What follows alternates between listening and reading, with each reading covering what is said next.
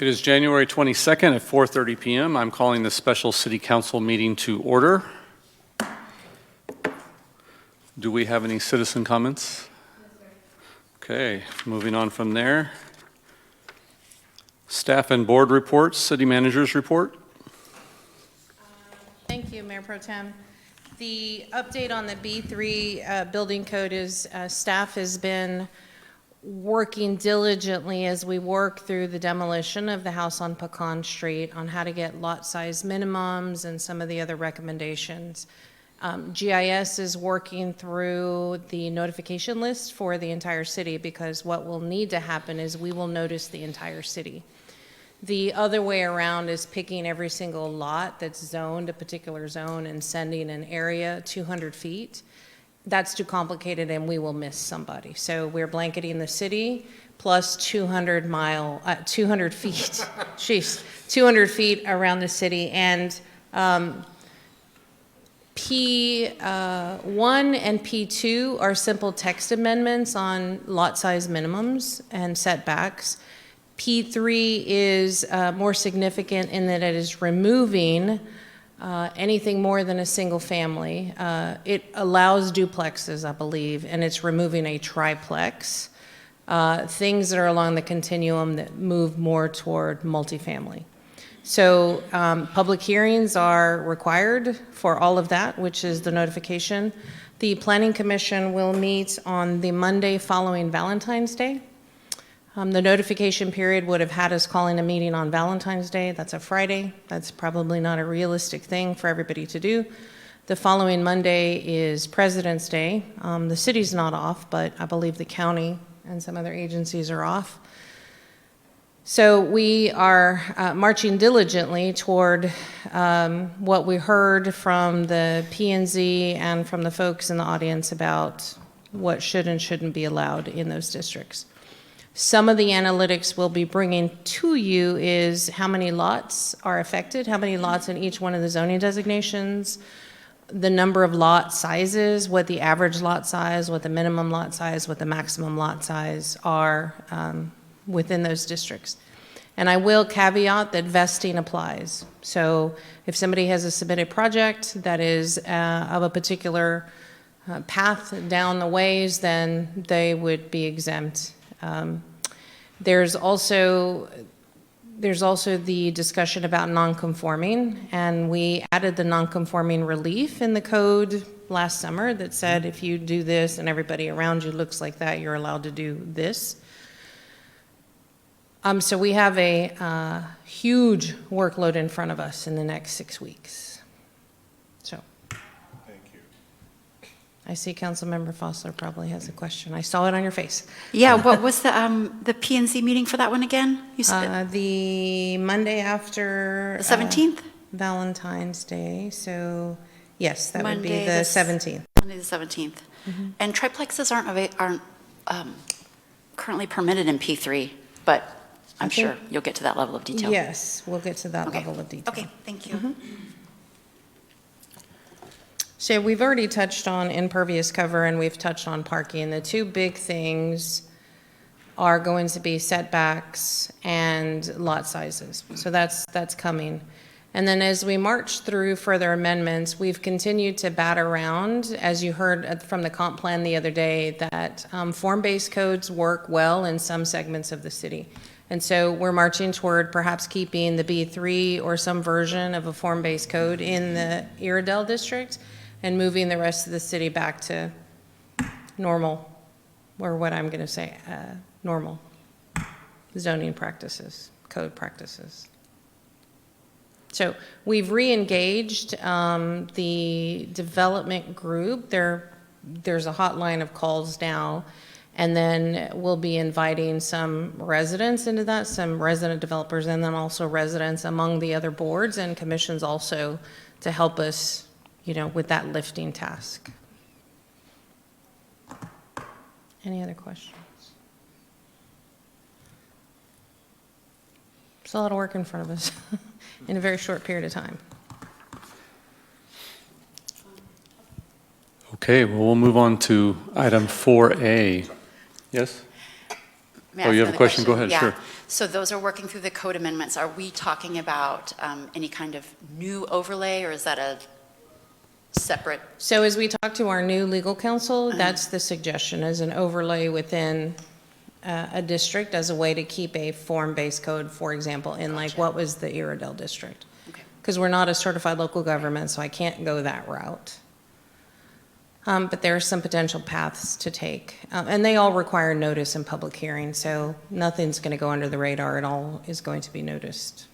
That's awesome to notice the whole city. That's, We have Yeah. 70 signs throughout that are going to go in our city limits, and then throughout the town. Mostly we're going to concentrate on the P3 areas, because that's Sure. the zone that's going to receive a quote-unquote taking, a inability to do something that was previously there. But yeah, the whole city will be noticed. and the P and Z on the 17th. 17th, that is the first, and then it goes to it's just like regular, like Yeah. first P and Z, second P and Z, first council, second Correct. council. Okay. Correct. So that's cool. There'll be four.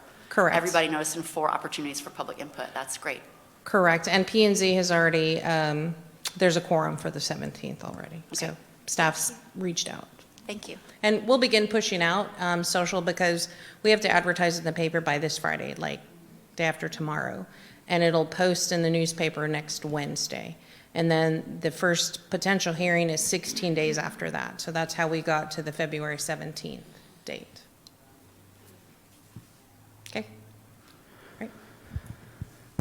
Okay, we'll move on to item 4A, discussion and possible action on applications received for the Bastrop County Advisory Board of Health.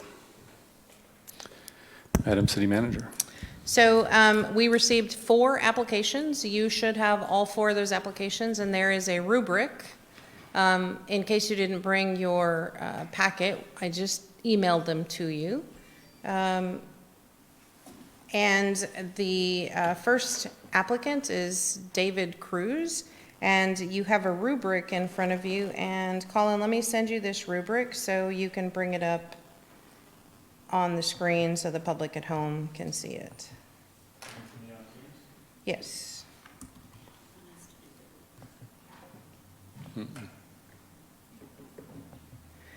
And so for council's edification and the folks at home, we're going to select one representative, and then the other applications go to the county.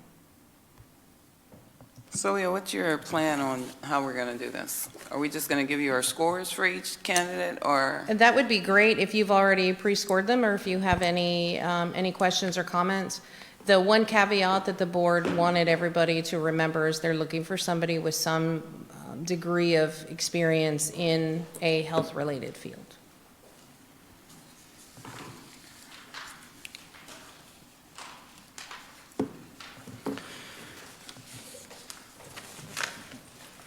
I have. So, Mine are scored. let me see.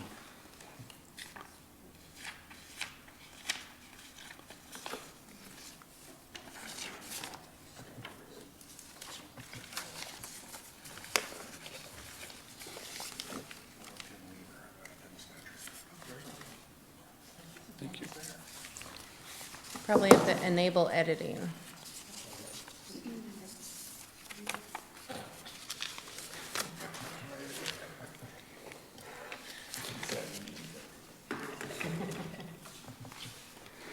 So there's a number of ways we could go through this. I've already scored mine as well. I think it's in my car, actually. I could go out in the parking lot and get it, but I remember who was the highest ranking person on mine. So, I mean, I certainly could start by saying that. For me, it was the physician Rajiv Gupta. He was my highest ranking person. If we have enough agreement amongst the 3 voting members as to who their highest person is, and there's enough agreement, we could go with that and be done relatively quickly. If we wanted to do something different than that, I'm open to suggestions, but would you be willing to share that information? Yeah, my highest ended up actually being Heather Stone by 5, and then Gupta. Yeah. Okay. So normally, for the public certification, we open up a straw poll. Normally, somebody's here doing it on a whiteboard, but we're going to do it online. So, Colin, if you want me to do that and take the ropes, or you want to do it, it's just opening a blank Word document. So not on this document, this should be editable by you? No, just open a blank Word document. Or if this is, did you open this in Teams? Yeah. Okay, I will get it from there. For each candidate? Or? No, just for each of you. For each of you, I'm going to take your top two, your top two, your top two, and then we'll see who matches. Mayor Pro Tem, do you want to start? Well, my number one was Dr. Gupta. I don't recall who my second one was, but I could go get it. I think it's in my car. Why don't you do that while we Yeah, move on? well, we need to take a short recess. When I walk out of the room, we lose quorum. So, 5-minute recess. Yeah. Okay, we're back in session. All right, Councilmember Lee. And you just want the final total, right? Yes. So Heather Stone was my top with 85. And then Dr. Gupta was my total with 80, Okay. my second. Councilmember Plunkett. Sorry, I just said my top two when I've got Okay. Gupta number one and Cruz number two.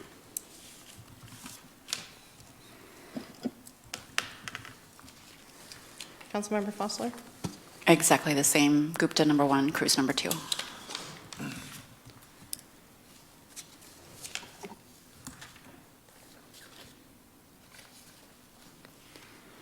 So if I look back at the CVs, I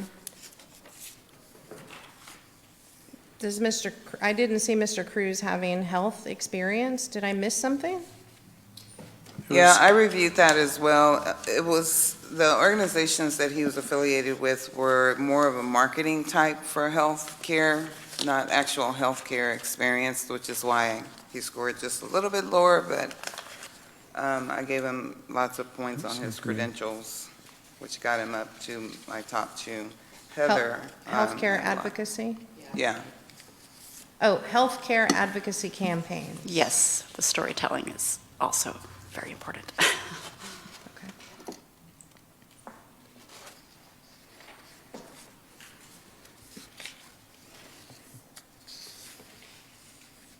Okay, so right now, we have 3 for Gupta in number 1 position, and 2 for Cruz in number 2 position. 1 for Heather Stone in number 1 position.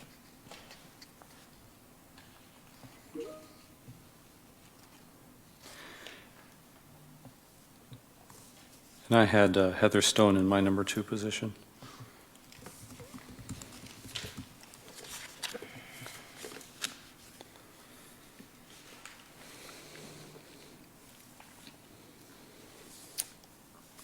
So it appears Mr. Gupta has the 3 out of 4 votes.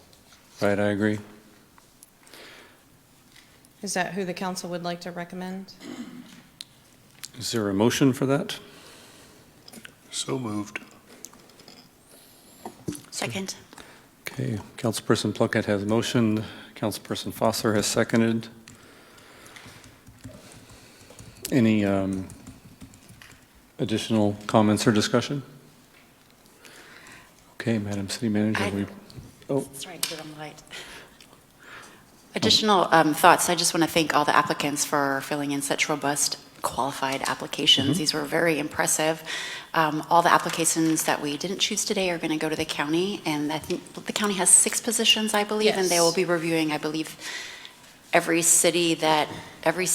municipality chose one, and then the applications flow to the county. So I believe they have at least 12 to review for their 6 spots, and they have a little bit more time on that.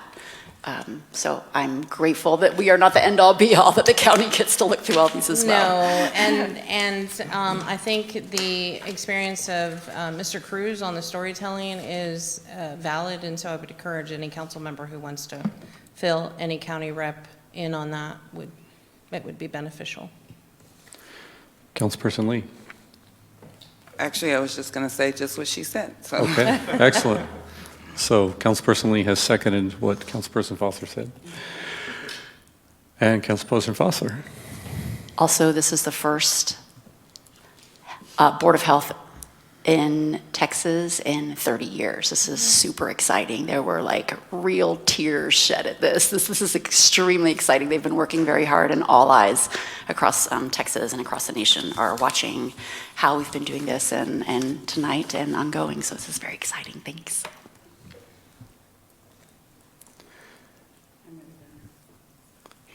Okay, Madam City Manager, will you call the roll, please? I will. City Secretary, sorry. I was looking right at her. Councilmember Plunkett, Yes. Councilmember Fosler, Yes. Councilmember Lee. Yes. Okay, the motion passes unanimously. We are now on to item number 5, adjournment. Move to adjourn. Second. Okay, we've completed our business and we are adjourned. Thank you.